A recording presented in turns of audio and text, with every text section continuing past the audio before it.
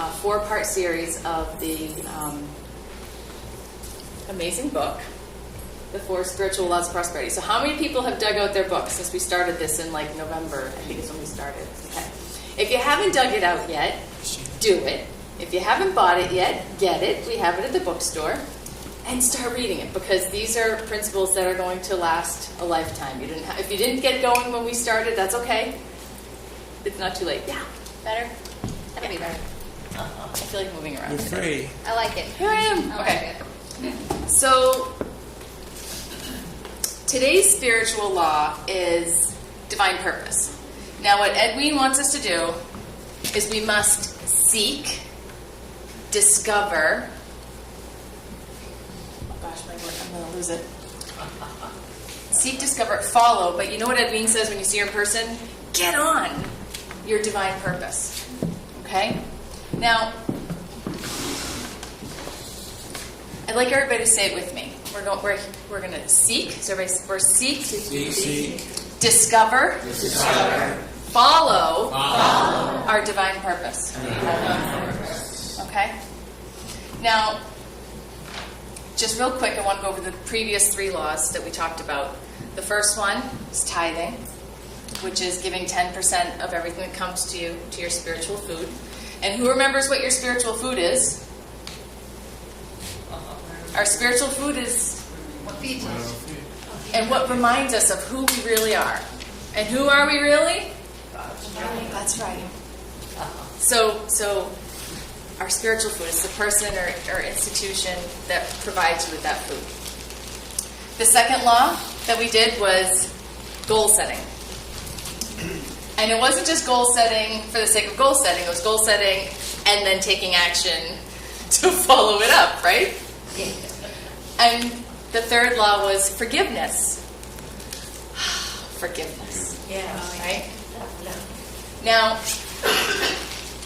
today, we're obviously going to be talking about divine purpose, but Edwin's divine purpose, she says, is to bring prosperity throughout the whole world.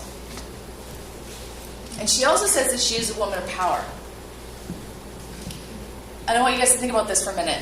She's bringing prosperity to this room, to every person in this room, and any person that's going to watch this video later. And she's not even here. She is living her divine purpose everywhere. She's nailing it. And she is absolutely that woman of power. How awesome is this? And she's setting an example that we are all people of power. We could be doing this too. So,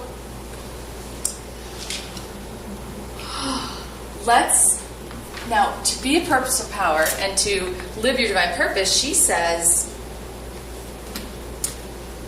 she wants you to ask yourself, what would be the most fun thing that I could do in my life? What would be the most fun thing that we can do? And Edwin has such a way of talking. She says, I don't know if you guys got the memo, but planet Earth is the party planet. And if you're not having fun, you're doing it wrong. We're here to have fun. Okay? So, our divine purpose is connected to that fun. And that's how we know if we're living our divine purpose, because we're having fun. You did not come here to have a job, a job, which means just over broke. We did not come here to experience that. We came here to live that divine purpose. We didn't come here so that we could get a job, pay our taxes, retire, and then die. That's not why your soul said, hey, you know what I'd really like to do? I'd like to come and join this planet and be in this body and with these people. That was not the end result, was so that we could have this job and pay our taxes and retire and then die. That wasn't it. Okay? So, the best way to determine that is if you're having fun and where your joy is. Now, Edwin also she's so funny. So I'm just going to use a lot of her phrases today because I can't help it. She says, now, I know that some of you, that maybe you don't know what your divine purpose is, and I know that some of you have probably been waiting for the archangel to come to you. And it would be a beautiful sunrise, and there would be birds chirping, and it would smell like roses in your room, and it would be this beautiful, glorious moment. And the Archangel Michael would tell you exactly what your divine purpose is and what your role is in this beautiful cosmic wheel of life. And as she's telling you this, she's looking at her fingers, she says, you could wait for that to happen. Or you could just make it up. It's much faster that way. What a wild idea. You could just make it up. If you're wrong, oh well, change it. Try something else. See if it fits with you. And how do we know if it fits with us? We're going to feel joy. We're going to feel fun. We're going to be excited. Yes? So, another thing I want to point out to you guys is that the world needs you. This is the divine purpose. You have a divine purpose. Every single one of you has a reason that you're here, and the world needs you. Every single one of you. What are you passionate about? Now, I know each and every one of you are passionate about something. For me, I'm passionate about female empowerment. That's kind of what gets me going. And you know what? I'm living it, and I'm experiencing it with my business, and I'm not doing it all the time. You know, I also work part-time in the library. But you know what? I get to empower women there too in my own special way. It's not about every single moment of your, it's not about, I have to do just this job because this is in connection with my divine purpose. No. We're stepping forward in the world. Now, it could be making birdhouses. It could be line dancing. It could really be anything. Whatever it is you're passionate about, if you're doing it and you're having fun, you're connecting to your inner God, to your inner light, and now you're living your divine purpose. And what else are you doing? You're inspiring other people to take on their divine purpose. Then we end up with this whole movement, which I love. I know one woman, her divine purpose, and this is the other thing, guys, it's not necessarily that you just have one divine purpose. Like, I have this one woman who I know, every year for November and December, she collects undergarments for women's shelters. And that's her thing. And she plans all year, and she's working with different people, and it's gotten to, she's in the thousands of what she's collecting and how many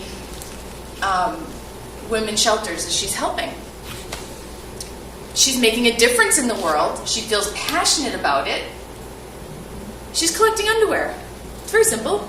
But she took it to another level because that's something that she felt passionate about, and she's making a difference in the world. The world needs her. Okay? So it could really be anything. Now, we have a lot of talented people who are serving here. And I asked permission first. Can you come up here for a minute, Shannon? Sure. Do you mind? And Sky, too, but I was planning here. But I do want to talk about you, too. So, all right, here we have Shannon.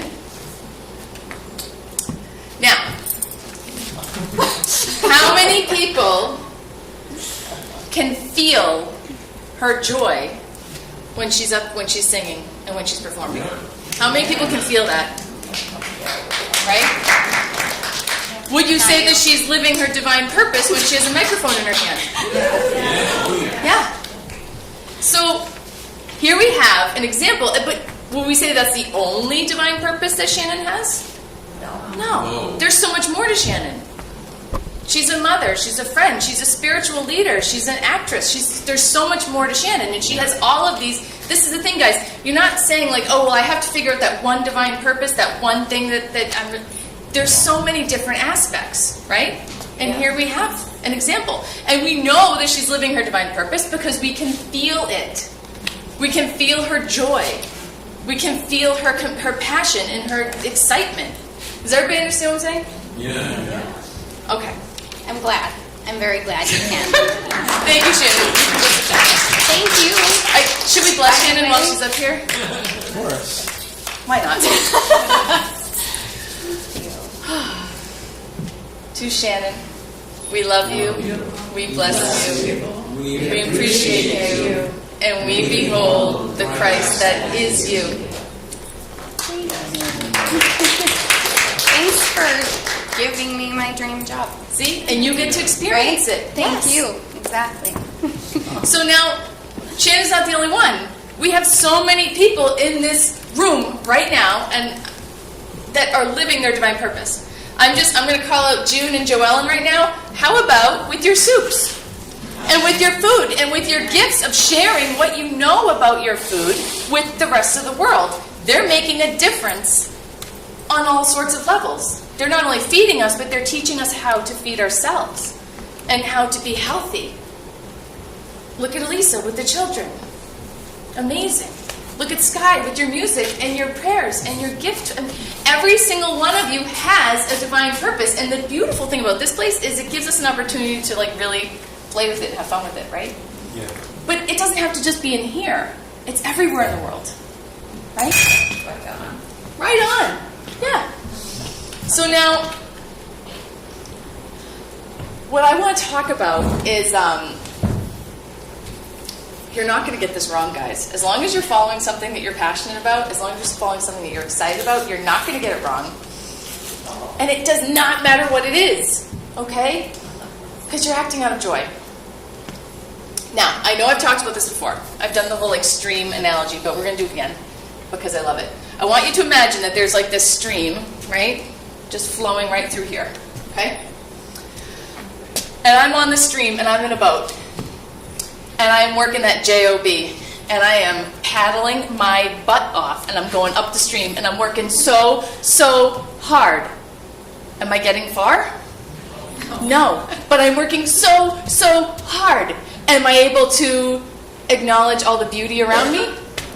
No, because I'm working so hard. I'm focused on that JOB. I'm focused on having my job and paying my taxes so I can retire someday and then die. What? But that's what I'm doing. I'm working. What about the people that are coming into my life? Are they helpful to me? Some of them maybe. But what else am I dealing with? I'm probably dealing with drama. Let's see, what else could I be dealing with as I'm working so hard, paddling upstream? Exhaustion. I'm exhausted. I'm probably frustrated. Am I connected to my higher self? No. Not eating healthy. I'm not eating healthy. I'm not taking... Coffee. Yeah, exactly. You need the coffee so I can keep paddling. Right? Energize. Yes. What happens when I just turn this way? And I'm not quite paddling against it anymore. I'm just kind of here. I'm thinking. I'm well, maybe this isn't, maybe I could turn all the way around. That might be scary. Because when I turn all the way around, I don't even need the paddles anymore, which means I've got to let go of some control. And I have to trust that the water's going to take me where it needs to take me. Does this make sense?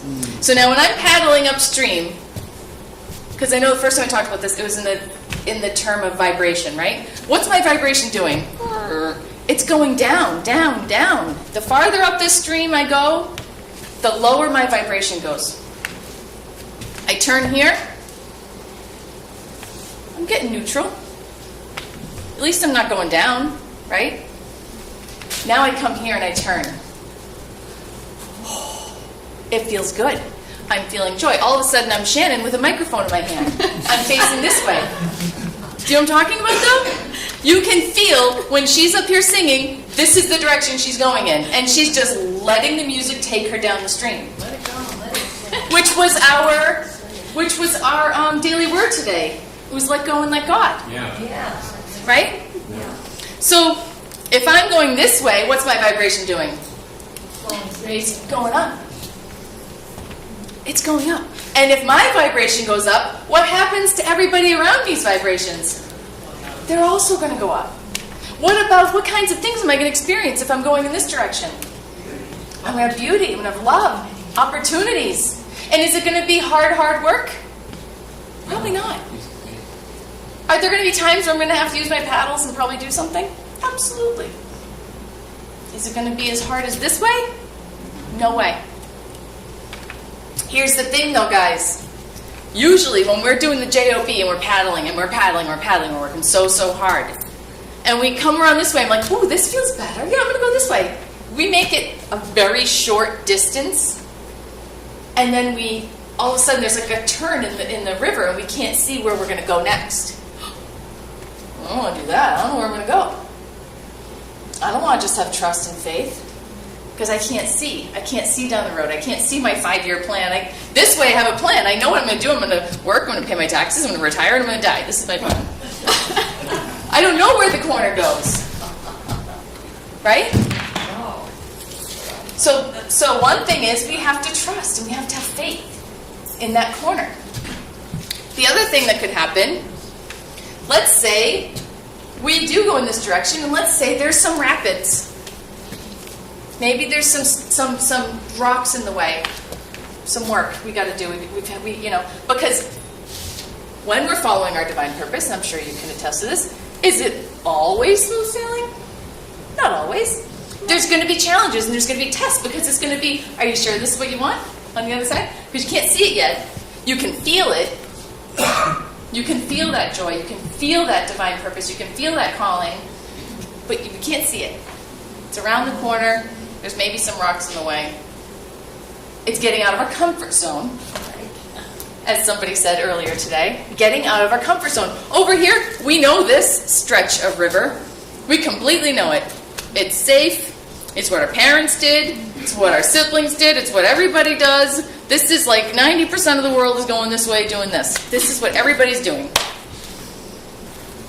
And we're asking you to get your hands off the oars and just let the universe pull you. Let God pull you. Let your divine purpose, let yourself go with your divine purpose. So now, I have a quote from Edwin, and I love this. The truth about you is that you are a spiritual being, living in a spiritual universe, governed by spiritual law. And we've learned those laws that she's talking about, the laws of the giving and the forgiveness and the divine purpose. You came here to this planet. Oh, everybody just take a deep breath for a minute because this is going to get heavy. You came here to this planet at the highest level that has ever been played. You came here to play at that level, the highest level. You came to play at the level of Gandhi, Mother Teresa, Dr. Martin Luther King Jr., at the level of every great and wise soul who ever made a difference in the world. You came here to play with the big kids. So everybody just take a deep breath, because I know that can be kind of like overwhelming. Like, what? I gotta play with the big kids? I have to be the next Mother Teresa? I don't know if I can do that. I'm pretty sure I'm not going to be the next Mother Teresa, but that's okay. The point is, we're not here about talking about the pressure. What we're talking about is, if you are moving in this direction, if you are facing this way, you already are playing with the big kids.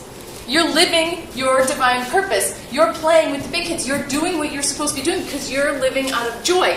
And what happens when you're moving this way and you're living in joy? It's contagious. People get excited about it and then they want to experience it. And then they want, hey, what is she doing? Hey, what's he doing? Oh, maybe I should try it. Maybe I should let go of my oars for a little bit and see what happens.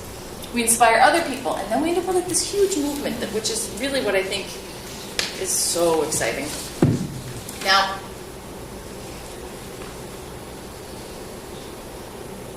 you guys know that we're all connected. We're all connected through this beautiful love, this beautiful consciousness. And we know that that vibration is affecting the world. So when we're coming downstream, our vibration is helping. You cannot have a prosperous life if you are focused on the JOB. You can't. You're going to be just over broke. You're going to be just kind of like covering all the bases. You're going to just get by. That's not what we want. We are here to have a life of prosperity.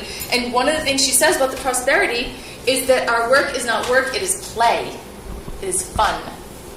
Right? Now, Edwin says it's important to be a seeker. But sooner or later, you have to be a finder. And you have to share what you have found with the world. We can't just be seekers forever. I feel like that's what brought us here, right? Because we were seekers. then you gotta do something with it. So we're here, and I'm calling on you guys to not just be seekers. I'm calling on you to become finders and sharers, if that makes sense. Now, the next thing we have to talk about is commitment. Edwene is all about the commitment. Like, all about the commitment. You're committing to tithe, not when you feel like it, every single week consistently.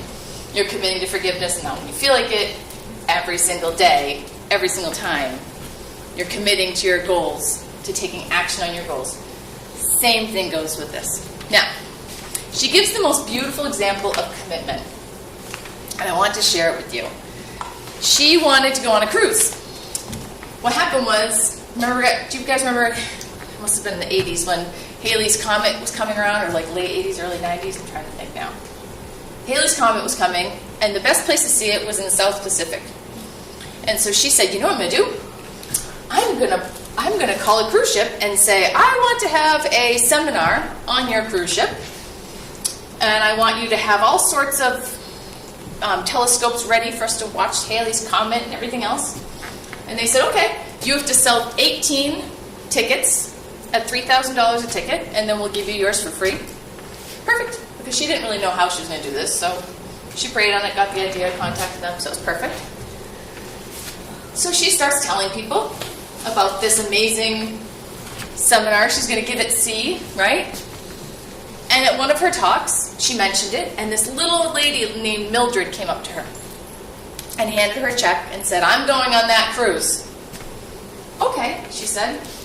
Oh, I forgot to mention, it was a $1,000 deposit to hold your spot. So Mildred said, here's my deposit, I'm going on that cruise with you. And Edwene didn't look at the check until later. Well, she opened up the check, and it was for $10. So she called up Mildred and said, please forgive